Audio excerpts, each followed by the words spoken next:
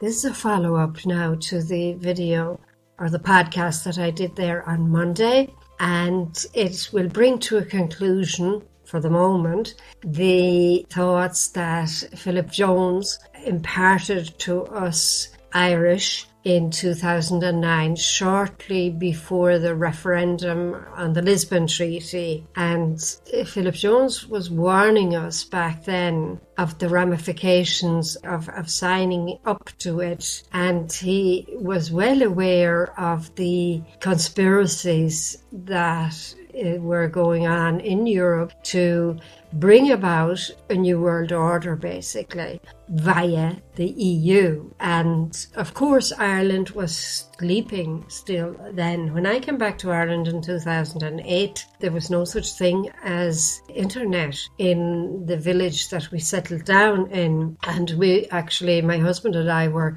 the first to introduce internet, public internet access in the town of Belturbet, where people could go and sign in for emails, sign up for emails, so that they could communicate with their people abroad much quicker. So nobody really, no private person had internet back then, and that's only 2008, 11, we're 11 years here now. So here was poor Philip Jones trying to get his thoughts over to us and warning us of what would be ahead if we signed up for this Lisbon Treaty. Anyway, I wanted to share something with you before I get into that. And it's that I'm just after coming across a website here, or a Facebook page. It's called Stop 5G Gorey, and it's about the technology, 5G technology that has been rolled out all over Ireland. And in my case, when I'm looking at these global issues, I always look at how it's manifesting itself locally. And locally we have posters all over the place with Imagine written on it. This has been for about a year now, one poster after another. Then sometimes I see people working up on poles and fixing and attaching wires, extra wires, and attaching little gadgets to the poles. I'm not sure if they have been activated yet, this 5G thing, but I think Vodafone is using 5G, so that would probably go automatically, that you won't even be told that you now have 5G technology. But why I mention it is because in England, in the east of England, during the last 11 days, 3 staff members of the Ambulance Trust have died. Now, that is really terrible for the people and for the families and for the village and for the service. But what the person that wrote this here wants to draw to our attention is that parallel to 5G being rolled out anyway, there have been announcements in the paper or little articles about how the East of England Ambulance Trust has been equipped with the latest technology, which is 5G. And that is really very interesting. It's not just interesting, it's downright sinister. It doesn't say exactly what their symptoms were or what they died of, but it is very, very notable. And while I was scrolling along there, I also saw that in Geneva there have been numerous accounts of illnesses, of symptoms that people have been reporting after the rollout. And it says here, as soon as the antennas were installed, several residents and entire families in the heart of Geneva reported similar or unusual symptoms of loud ringing in the ear, intense headaches, unbearable earaches, insomnia, which means not being able to sleep, chest pain, fatigue, and not feeling well in the house. And a 29-year-old Geneva resident called up Swisscom and was told that indeed the 5G cell towers were activated on the same day he began to feel the symptoms. When others called Swisscom, they were told everything is legal and within guidelines. And why I actually came across Stop 5G Gorey was that they posted today or yesterday that Cork City Council has voted to halt the rollout of 5G. And Cork City Council is the sixth council now to put a halt or a moratorium on 5G in their jurisdiction. And I have a little Facebook page as well called Belturbet Ballyconnell 5G Alert, where I share all the latest news and things I collect regarding 5G, because I am not a technician. I have no idea of the technology. I just understand that it is not an upgrade of 4G. It is a total new technology. It has never been tested on human beings. We already now have studies and results of what 4G or what Wi-Fi has been causing illnesses as well. And I've never come across as many brain tumours in young people as I have the last couple of months, where people, just friends, telling me about their family members or a friend of a friend with a brain tumour. I mean, that is really unusual for young people to have brain tumours. Yeah, so I was very worried about that, and I was hoping that Cavan County Council might catch on to what I've been posting, because I tag them in a lot of things, and I also tag our local radio, which is Northern Sound. And I was very, very cross at Northern Sound there last year, I think it was. And that's why I really got interested in what 5G is about in the first place, because a young woman from Leitrim, she rang in to Northern Sound and she said, do you know what, I am really, really worried about this rollout of a technology that nobody knows anything about. And I've heard that it is detrimental to health and that might harm my children. And there's a chap on Northern Sound, he's called Joe Finnegan, and he is kind of the affairs or public affairs, anything going on in the public domain in Cavan and Monaghan, he is discussing it. But what he did was he kind of brushed her down, he kind of ridiculed her. He didn't actually ridicule her, but she wasn't able to say anything at the end, and he didn't take her seriously. He said, sure, people were so worried when electricity came in, and now look at us, So he kind of dismissed everything she said, and that really riled me, because in my work, where I was a nurse and I'm also a counselling psychologist, I listen to people and I take it very seriously what people are worried about. And then I noticed after a while that Northern Sound actually is some way dependent on Imagine, because they run advertisements for Imagine. Maybe that's the reason. So that's when I really get suspicious. What is going on here? How much is he getting a retainer, like to shut people up and to be positive about it? And here are people, reporting serious illnesses and 3 deaths within 11 days after a new technology has been installed. I think that's really, really weird. Anyway, yesterday I finished off with talking about science and education and how it is the people in power and with the money who always decide who is appointed to a teaching post at a university and who is not, whose work and research is published and whose is condemned to obscurity. I mean, that is the way it works. We have seen that at universities here in Ireland, where philanthropists have donated huge amounts of money to, we'd say, Cork University, probably also Galway, and probably some universities in Dublin have received donations from certain people, and you can be sure that there is always a condition attached to a donation. It's like us when we go, we'll say, to Dublin or to where there are people begging. We tend to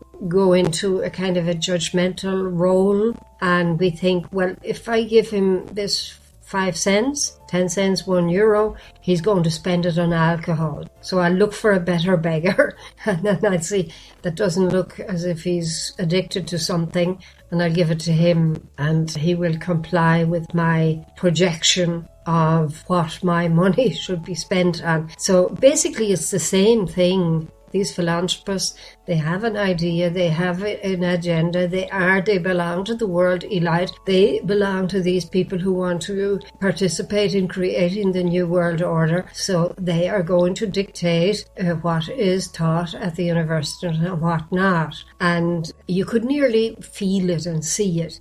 The previous referendums that we had, there was huge activity at the universities, and which a lot of us were angry about or cross about, because we saw that they were crossing lines.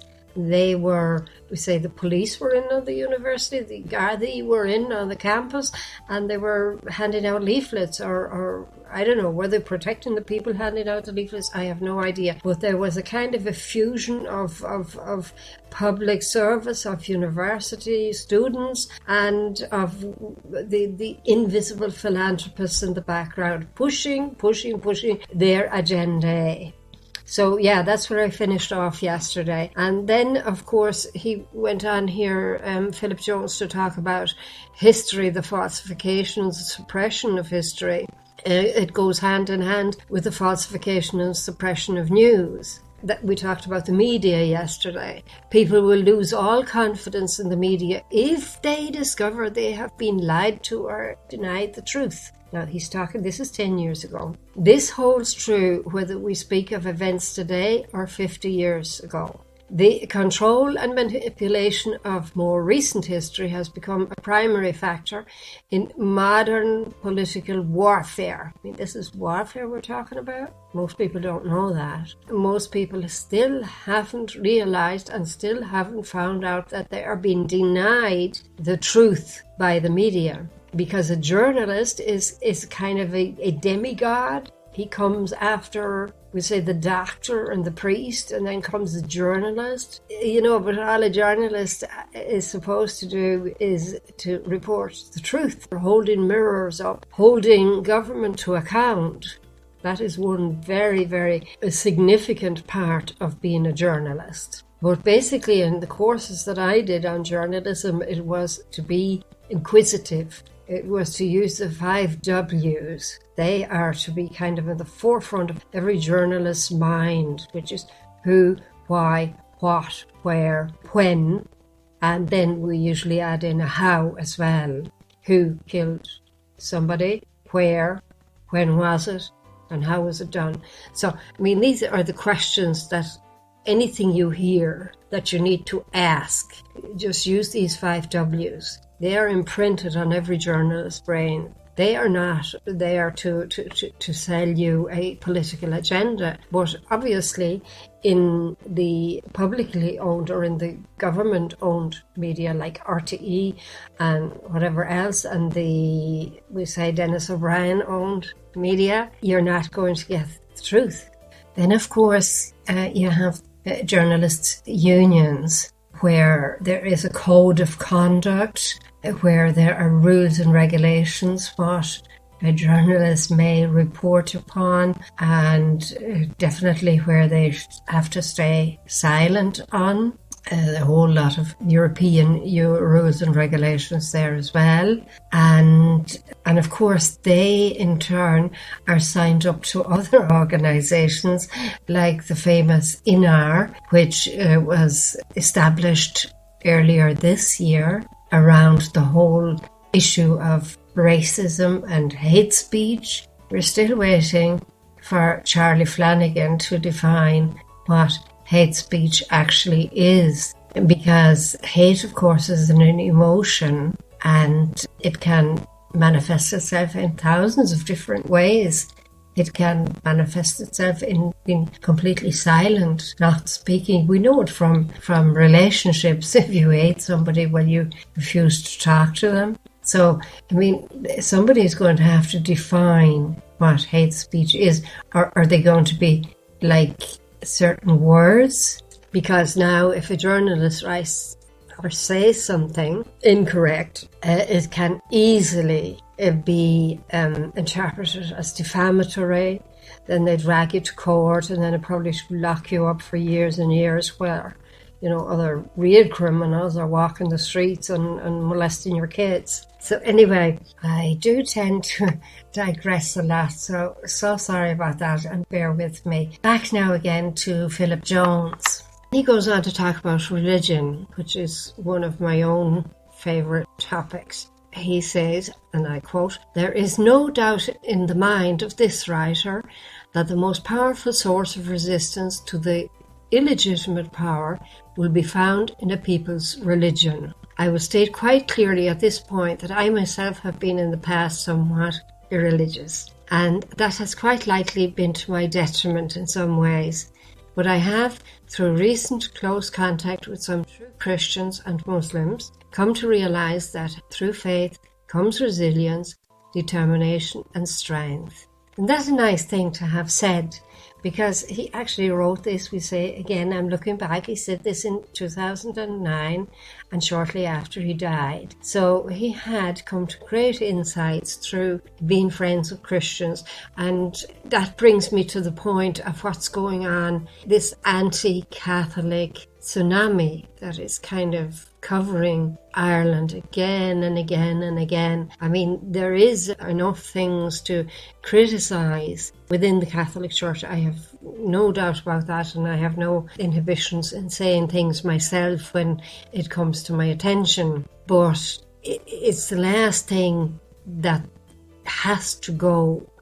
They have destroyed so much of our morals, of our family structure, of that where we found consolation and strength and, as he says here, resilience. So when religion or belief in God, in the one God, the Father Almighty, they have to get rid of that, because once that is gone, you are like putty in their hands, like plasticine. They can form you any way they want. And this is happening quite obviously at the moment, because we are kind of heading for not only a single currency, but also a single religion, where everything is watered down. We're all kind of great friends with one another. We have to embrace the Muslim faith, and we embrace whatever else is going. And we all believe in the one God. Even our own Pope is saying that. We all believe in the one God.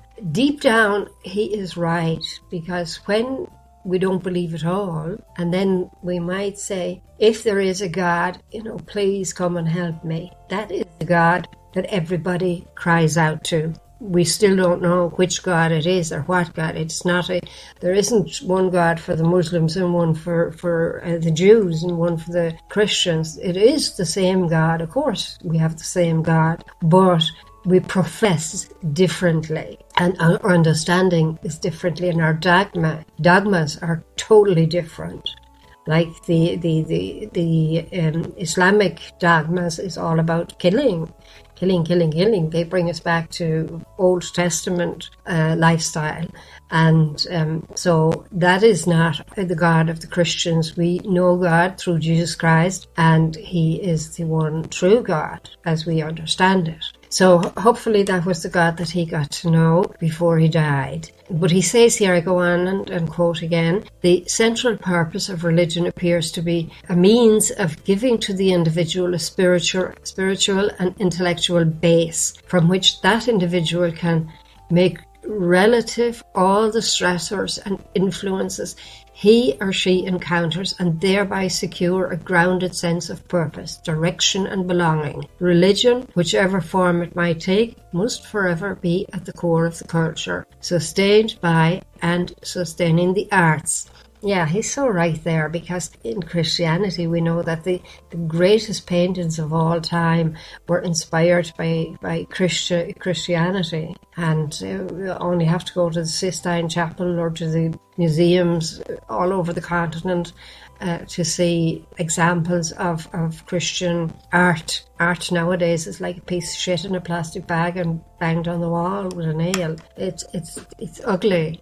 and it reflects the thoughts and the minds and the mindset of society. So he goes on to say as well, corruption of religion by powers whose intentions are anything other than religious will have the most destructive of consequences for society in general. Within the EU bloc and further afield, the result of this corruption has been secularization and politicization of the Church, along with the creation of the World Council of Churches. I'm not familiar with the World Council of Churches, but I am familiar with some of the recent meetings of the Pope with Islamic leaders, also of plans to build in Saudi Arabia. They are building on one complex, on one, we say, field. They are building a mosque, a synagogue, and a Catholic church, all facing one another. It appears that there will be a merging of these three faiths, if you like, under the roof of Abraham, because the theory is that these three stem from the original father of faith, as he is known as, Abraham. What I personally predict will happen is that Jesus will fade into the background. He won't feature. He doesn't feature an awful lot anymore in any of the papal bulletins, as they used to be called, or the papal statements or his covenants with Islamic leaders. And Jesus is not mentioned at all, really, as Saviour of the world. It's all about fraternity now and being tolerant of one another. So I think that's what is going to happen eventually, that we will have an Old Testament system of religion. But we shall wait and see. On the other hand, then you've got Kanye West and his friends proclaiming that they have been converted to Jesus, but at the same time still displaying a hell of a lot of Illuminati signs and symbols. So what you would be looking at there is an incorporation of the world into the belief system, or into the body of Christ, which is the church. So you bring the world into the church, whereas up till now it was bringing the church into the world, bringing Jesus to the world. See how they're doing it, an inversion of what we have known up to now. Jesus will no longer be the Son of God and the Saviour. He might be a great prophet or something like that, and a very moral type of person, but the whole landscape, the whole religious landscape is going to be transformed. And of course, that religion then will be subordinate to the state, the same as in China, where Christian church is allowed, but it is only allowed to a certain extent, and it has to incorporate the ideologies of the communist and dictator system that they have in China. So it will be something like that here. The state will dictate to us when to pray, when not to pray, where to convene. We will be kept within certain limits. It will actually be blasphemous to proclaim that Jesus is the Son of God. He will be considered a prophet as before, but to claim that he is God, which is why he was crucified in the first place, because of his own admission that he is from God and that he is God. That's why the final nail was put in his coffin,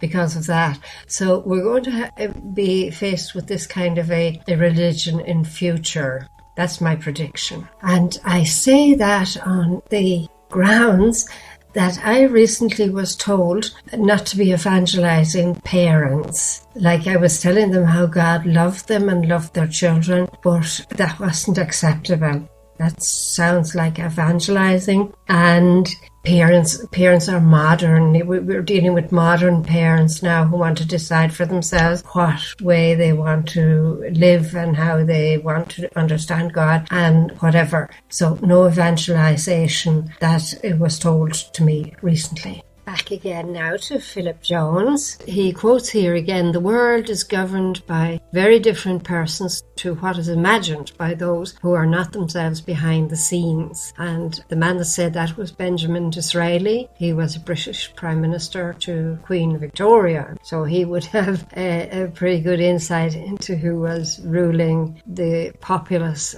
back then. I'm going to wind this down now and bring it to a close by again quoting from the blog of Philip Jones, whose death occurred in November of 2009, shortly after he warned the Irish people of the consequences of voting for the Lisbon Treaty.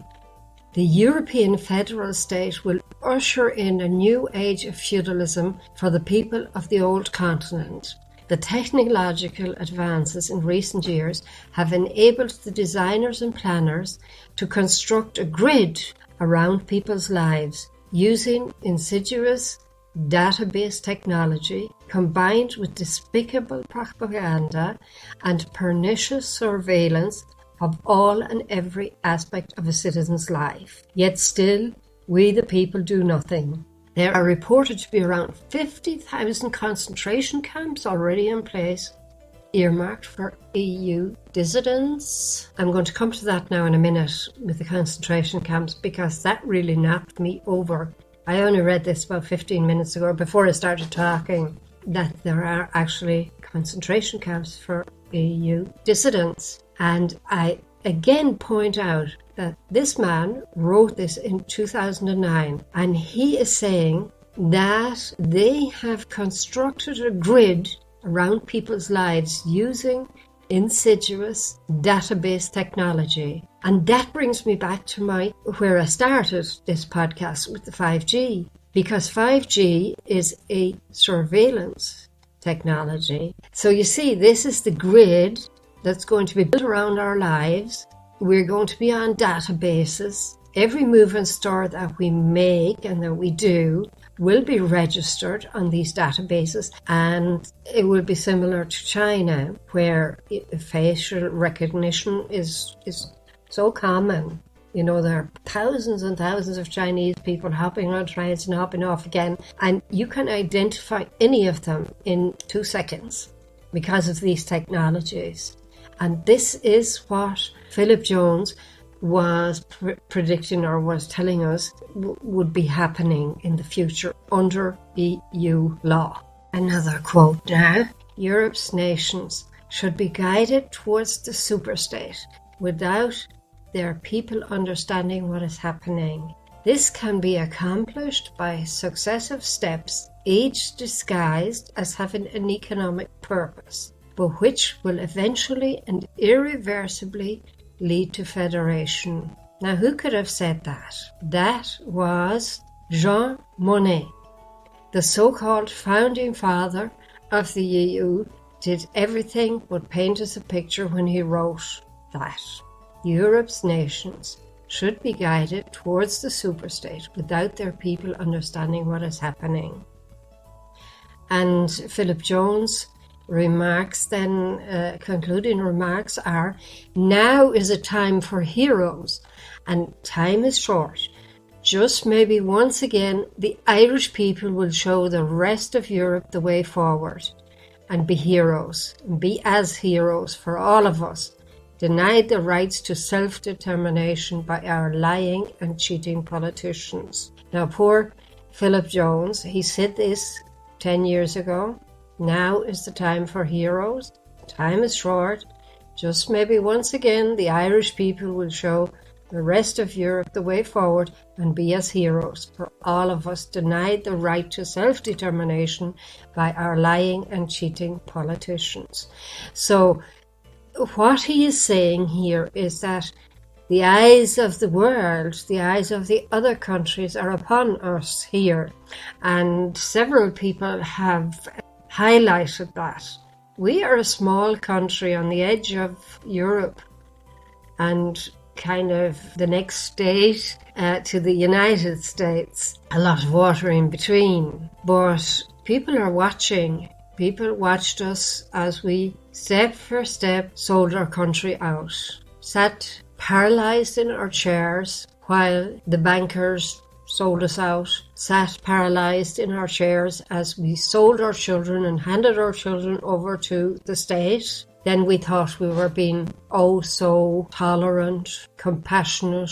We'll talk marriage, let everybody marry whoever they want. I mean, okay, that is a bone of contention. If somebody wants to practice their homosexuality, well, let them go ahead. But don't tell me that their marriage is the same as my marriage, right? Because in my marriage I could procreate. I could help God create more human beings. But a same-sex marriage is not able to do that. Therefore, it should never be called a marriage. That's just my opinion. Then we sat back, comfortable chairs, and signed away the right to life for our children. I mean, why? What else can we do to destroy our nation? Is there any way we can take it back? Is there any way we can rescue our sovereignty?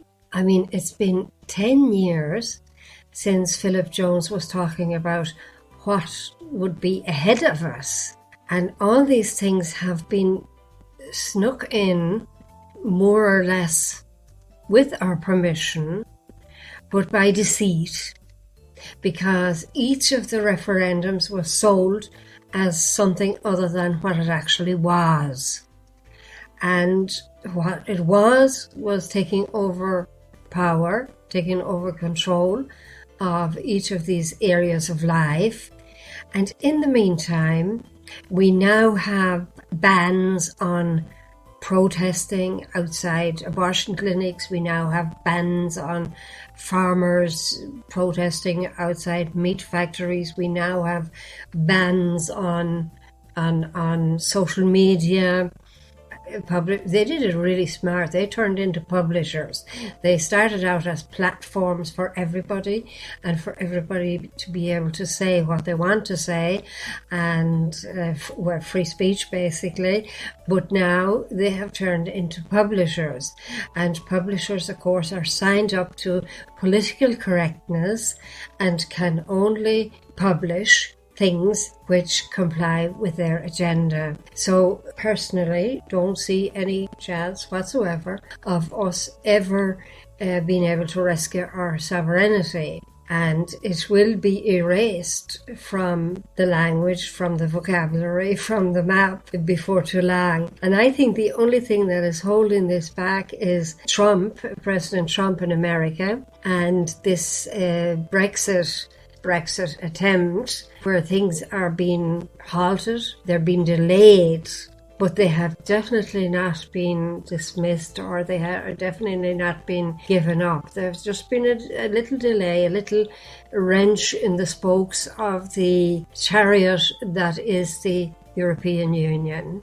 So, listen, I'm going to talk about the concentration camps in another podcast, so I'm going to close down for now. Please leave your comments and tell me what you think of these topics, and what your own opinions are on these topics, and give me a thumbs up on all the rest of the stuff that all the other guys are asking for. I'm not asking for donations just now, so look after yourselves and look out for one another.